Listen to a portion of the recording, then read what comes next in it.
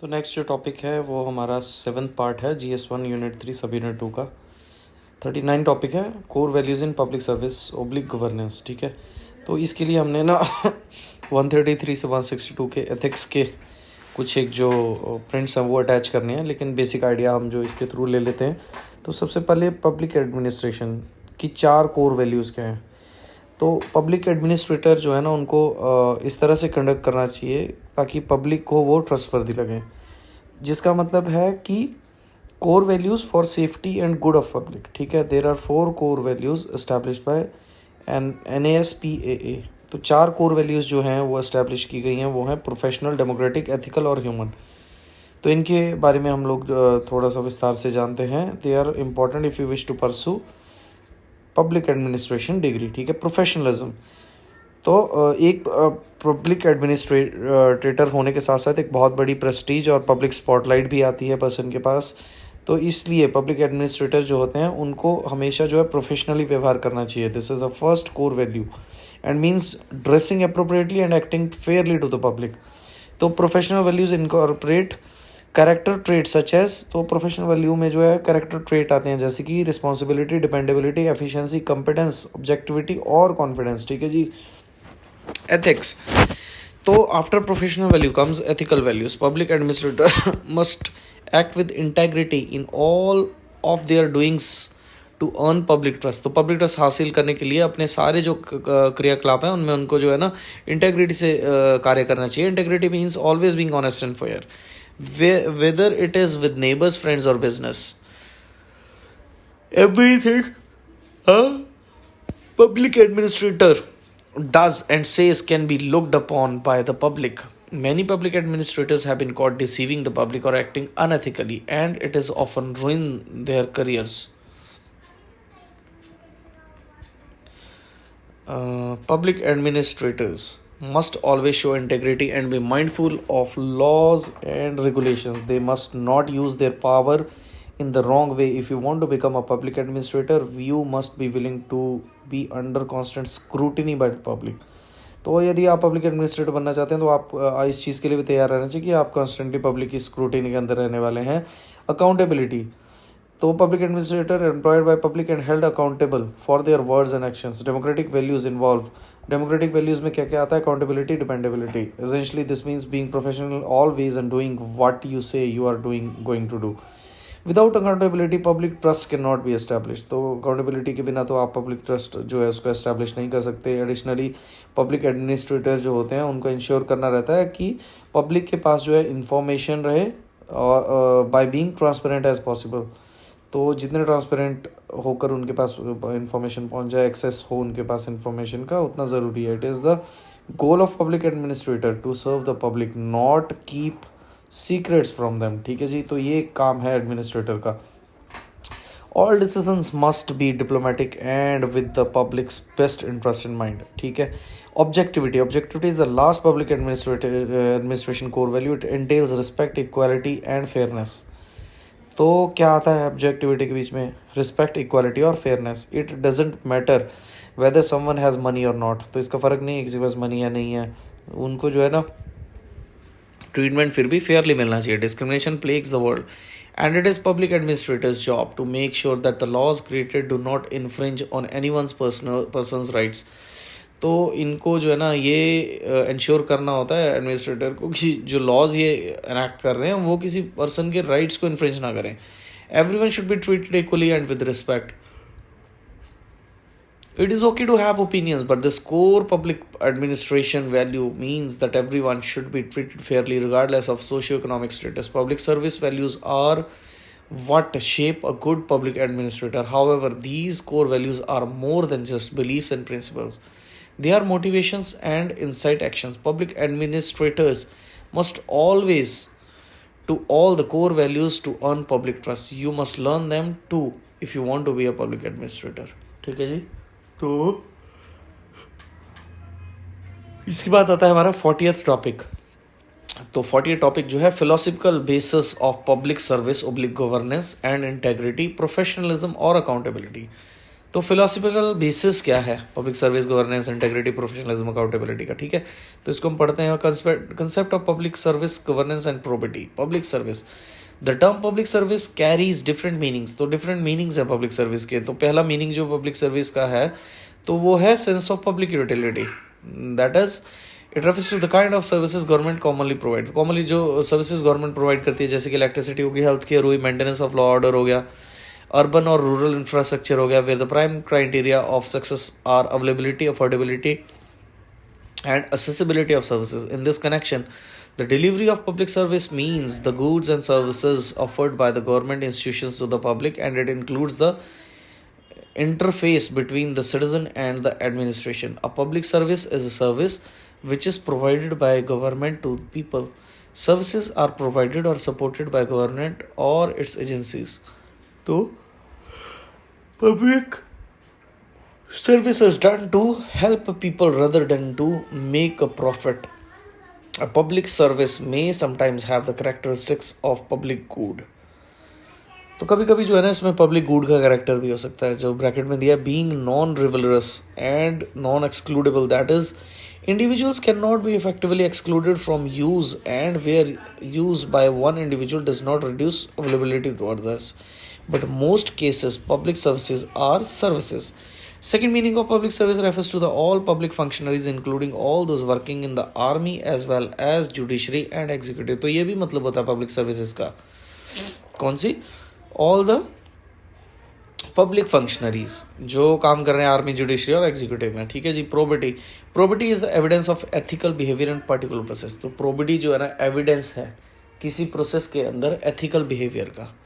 The term probity means integrity, uprightness and honesty. तो ये तीन टर्म्स बहुत याद रखने वाले हैं, अपराइटनेस, इंटेग्रिटी और ऑनेस्टी, ये मतलब है प्रोबिटी का। For government employees and agencies maintaining probity involves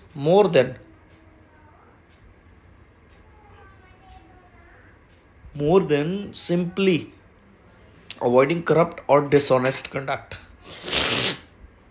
It involves applying public sector values such as impartiality, accountability, and transparency. Probity is also regarded as being incorruptible.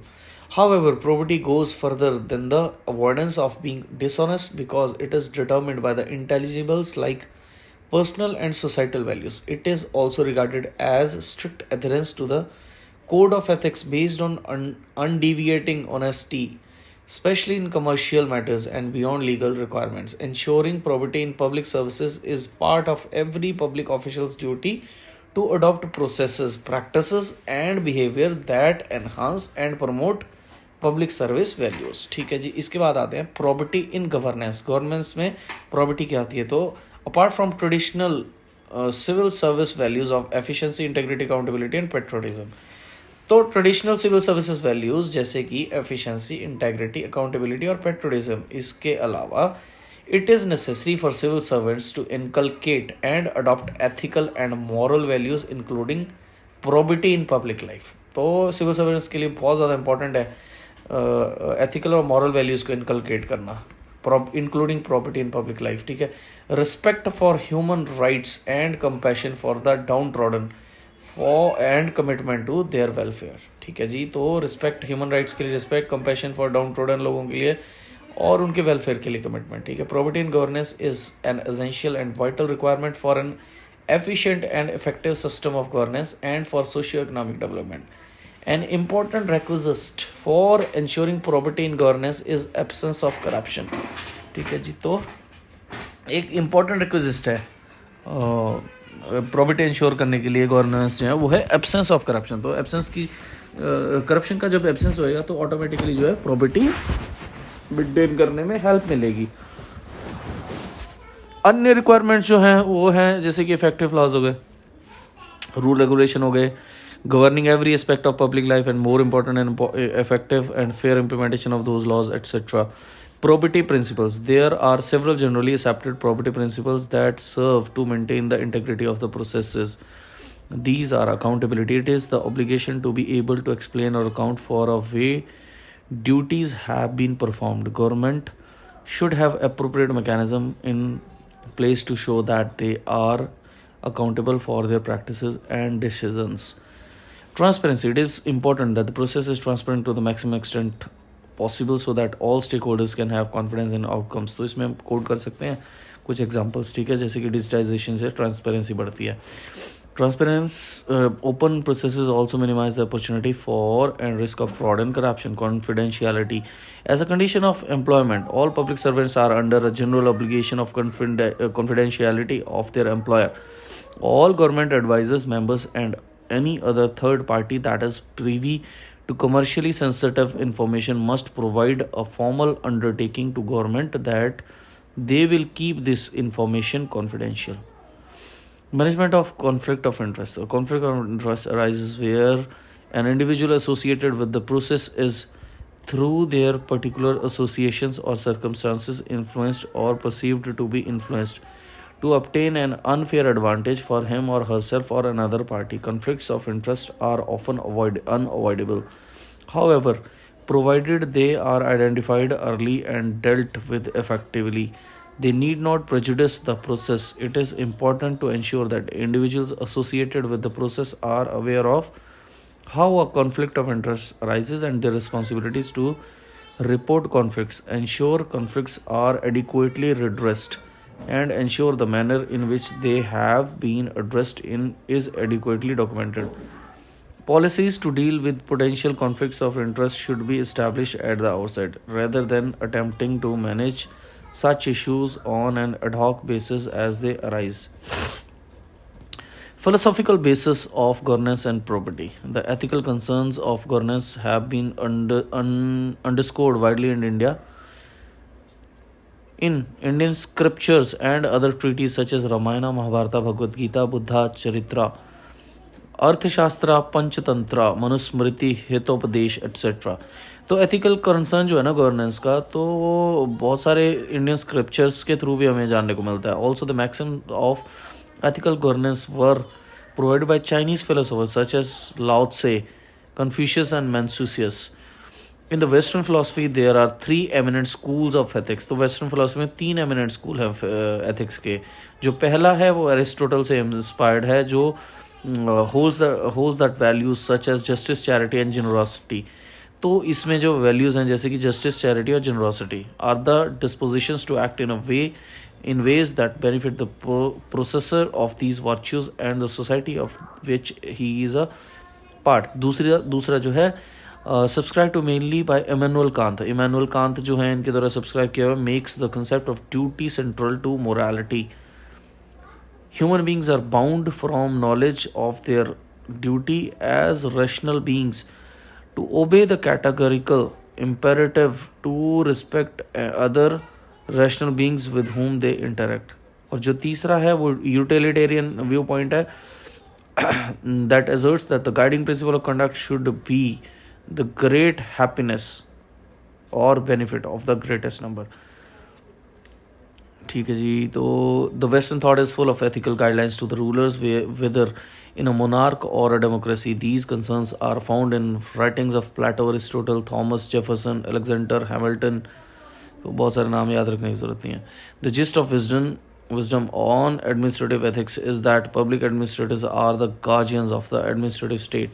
Hence, they are expected to honor public trust and not violate it. Two crucial questions raised in this context are why should guardians be guarded and who guards the guardian.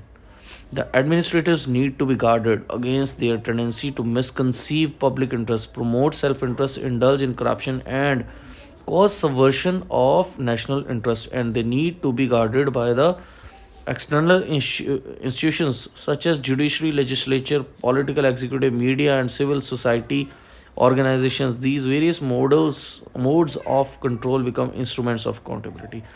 तो ये जो various mode है ना, ये instruments of accountability के instruments बन जाते हैं. ठीक है, जैसे judiciary, legislature, political bodies, executive, media और सिविल सोसाइटी ऑर्गेनाइजेशन जो हैं. ठीक है, the current discipline of public administration accords primacy to the values of equality, justice, human rights, gender equality and compassion. The movement of good governance initiated by the World Bank in 1992 ले stress on the ethical and moral conduct of administrators. तो ये एक दोबारा से पढ़ता है.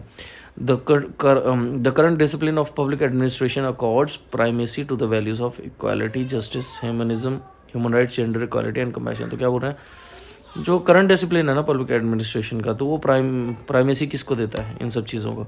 The movement of good governance initiative by world bank ने 1992 में शुरू किया था. गुड गवर्नेंस का जो इनिशिएटिव था, तो ये स्ट्रेस देता है एथिकल और मॉरल कंडक्ट ऑफ एडमिनिस्ट्रेटर. ठीक है. While the new public management movement is more concern with the administrative effectiveness, the new public administration focuses on administrative ethics in its broader manifestation. Both the movements are complementary to each other. The complementary एक second.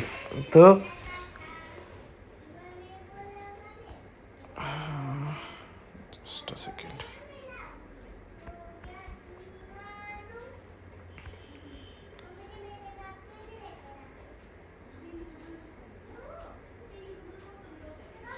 The complementarity of FOSSI is a truer today as it was 100 years ago when the industrial world was experiencing the rise of scientific management amidst a strong acceptance of the notion of administrative responsibility. John Kennedy, during his presidency of US, had averred, no responsibility of government is more fundamental than the responsibility of maintaining the higher standards of ethical behavior. तो ये code कर सकते हैं हम John F Kennedy जी की statement कि no responsibility of government is more fundamental than the responsibility of maintaining the higher standards of ethical behavior. The ideal type construction of bureaucracy. तो एक बार इसका कि गवर्नमेंट में जो है ना कोई भी रिस्पॉन्सिबिलिटी जो है ना वो एथिकल बिहेवियर से ज़्यादा जो है ना फंडामेंटल नहीं है. ठीक है. The ideal type construction of bureaucracy propounded bye max weber. तो ये आइडियल टाइप्स जो बनाते थे मैक्स वेबर, उसका एक कोट आप डाल सकते हैं यहाँ पे. Also highlighted an ethical imperative of bureaucratic behaviour. Weber 1947 observed in the rational type, it is matter of principle that the members of administrative staff should be completely separated from ownership of the means of production and administration. तो ये क्या कहते हैं कि it is matter of principle. ये principal का matter है कि मेंबर ऑफ एडमिनिस्ट्रेटिव स्टाफ जो है ना उनको कम्प्लीटली सेपरेट रखना चाहिए ownership of means of production और एडमिनिस्ट्रेशन से. Officials, employees and workers attached to the administrative staff do not themselves own the non-human means of production and administration. There exists furthermore in principle complete separation of property belonging to the organization, which is controlled within the sphere of office, and the personal property of the office, which is available for his own private uses.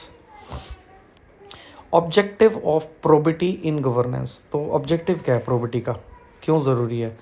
ताकि accountability ensure की जा सके governance में, ताकि integrity ensure की जा सके, maintain की जा सके पब्लिक सर्विसेज में, ताकि कंप्लायंस और प्रोसेसेस जो है उनको इंश्योर किया जा सकता है.